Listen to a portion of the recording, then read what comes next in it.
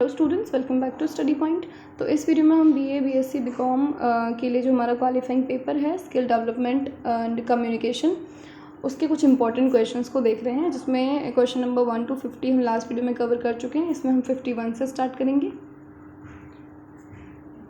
देखिए, डैश शामिल है कि हम व्यक्तिगत स्थान की व्यवस्था कैसे करते हैं और हम इसमें क्या व्यवस्था करते हैं। तो प्रॉक्सिमिक्स में ये चीज़ें आती हैं कि कैसे आप व्यक्तिगत स्थान की व्यवस्था करते हैं या फिर जो भी मीटिंग आप ऑर्गेनाइज करने वाले हैं उसकी व्यवस्था आप किस तरीके से करते हैं। डैश शरीर की शारीरिक गतिविधियों का अध्ययन है। शारीरिक गतिविधियों के अध्ययन को हम कहते हैं काइनेसिक्स। ठीक है, इसमें शामिल है कि अलग अलग पिच, टोन और वॉइस मॉड्यूलेशन जैसे धीमी या तेज़ में हम कुछ कर सकते हैं। इसको हम क्या कहते हैं, पैराभाषा कहते हैं। ठीक है, हमारे शरीर के अंग विशेष रूप से हाथ, पैर, हाथ और सिर हमें क्या बताते हैं, तो ये इशारे बताते हैं, इशारे करने में काम आते हैं। छोटे कार्ड जिनमें प्रस्तुतिकरण के महत्वपूर्ण बिंदु होते हैं, उन कार्ड्स को हम क्या कहते हैं, हैंड आउट्स कहते हैं। ठीक है, communication skills and personality development आपका कोर्स टाइटल है, जिसमें मोस्टली जो क्वेश्चंस हैं वो आपको आपकी पर्सनैलिटी से या इंटरव्यू में आपको अपनी पर्सनैलिटी किस तरीके से रिप्रेजेंट करनी है, कम्युनिकेशन के टाइम पे आप किसी से कम्युनिकेट करते हैं तो आपको किन किन चीज़ों का ध्यान रखना है, उन चीज़ों को लेकर के आपका सिलेबस बनाया गया है। तो काफ़ी हद तक इसमें अंडरस्टैंडिंग बेस्ड क्वेश्चन आपको मिल जाएंगे, लगभग 40%। बाकी के कुछ आपके फैक्ट्स और थ्योरीज होंगी जिनको आप इस PDF से कर सकते हैं। ये PDF आपको टेलीग्राम चैनल पर मिल जाएगी, ज्वाइन करके आप डाउनलोड कर सकते हैं, और बाकी की वीडियोस का लिंक आपको डिस्क्रिप्शन बॉक्स में मिल जाएगा। ठीक है, नेक्स्ट क्वेश्चन नंबर 56 है, प्रस्तुति के विभिन्न घटक जो दर्शकों का ध्यान आकर्षित करते हैं वो क्या कहलाते हैं, ध्यान खींचने वाले होते हैं। ठीक है, प्रस्तुति की सामग्री के पूरक के लिए दर्शकों को वितरित की जाने वाली सामग्री क्या कहलाती है, हैंड आउट कहलाती है। अब यहाँ पे एक 7 C's करके आता है, ये काफ़ी इंपॉर्टेंट है। कौन प्रेजेंटेशन के 7 C's इनको कहते हैं, 7 कम्युनिकेशन कॉन्सेप्ट या कम्युनिकेशन कंपोनेंट भी इनको कहा जाता है। तो इसमें स्पष्टता आती है, संक्षिप्तता आती है, स्पष्टवादिता आती है। तो आपके 7 C's कौन कौन से होते हैं, पहले आप उसकी पर्टिकुलर लिस्ट बना लीजिएगा। इन 7 में से आपको कोई ना कोई MCQ में ज़रूर देखने को मिलेगा। ठीक है, कौन सा है या फिर कौन सा नहीं है, इस टाइप से क्वेश्चन इस पर बनेगा। प्रस्तुतिकरण में हमारा उद्देश्य आपके श्रोताओं को आपके प्रस्ताव को स्वीकार करने के लिए राजी करना होता है, किसमें, छवि निर्माण में। नेक्स्ट है, एक डैश आपके कालानुक्रमिक कार्य इतिहास के बजाय आपके कौशल और अनुभव पर ध्यान केंद्रित करता है। कौन करता है इस काम को, आपका कार्यात्मक बायोडेटा। नेक्स्ट है, बायोडेटा को हम और क्या कहते हैं, तो इसको हम व्यक्तिगत डेटा शीट कह सकते हैं, व्यक्तिगत प्रोफाइल कह सकते हैं या फिर योग्यता पत्रक कह सकते हैं। ठीक है, नेक्स्ट है, डैश आमतौर पर कार्यस्थल के भीतर लिखित संचार का सबसे कम औपचारिक तरीका है और इसमें आमतौर पर कल्याण और सुरक्षा मुद्दों से संबंधित विभिन्न नोटिस या जानकारी शामिल होती हैं, तो इसको हम कहते हैं मैनुअल। ठीक है, नेक्स्ट है क्वेश्चन नंबर 66, किसको अनिर्देशित साक्षात्कार के नाम से जाना जाता है, तो असंरचित को, जो स्ट्रक्चर नहीं होता, या फिर अनस्ट्रक्चर्ड को। औपचारिक साक्षात्कार को किस नाम से जाना जाता है, तो इसको नियोजित साक्षात्कार के नाम से जाना जाता है। नियोजित का ही दूसरा नाम औपचारिक होता है। कौन सा पत्र होता है जो विक्रय पत्र की तरह व्यवस्थित किया जाता है, तो आवेदन पत्र होता है। ठीक है, कवर लेटर के रूप में किसको जानते हैं हम, आवेदन पत्र को।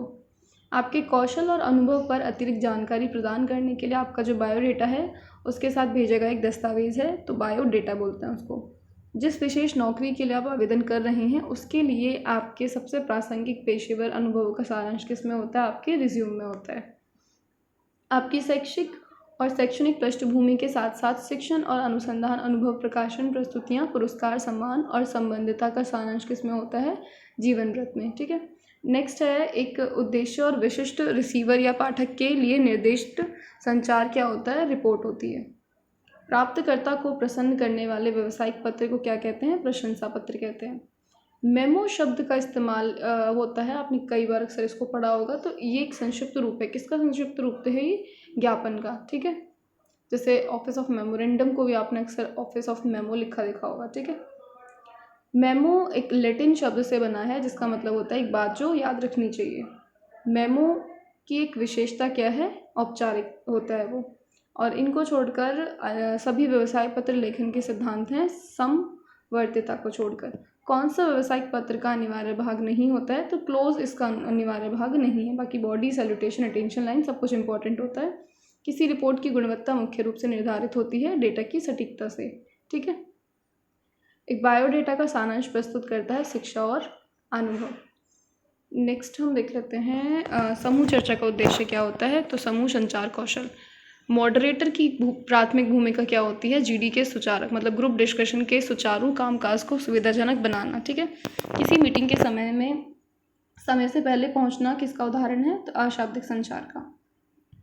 फिर नेक्स्ट है गलत डिकोडिंग का अर्थ क्या होता है? तो गलत डिकोडिंग का मतलब है व्याख्या किया गया अर्थ इच्छित संदेश से भिन्न है।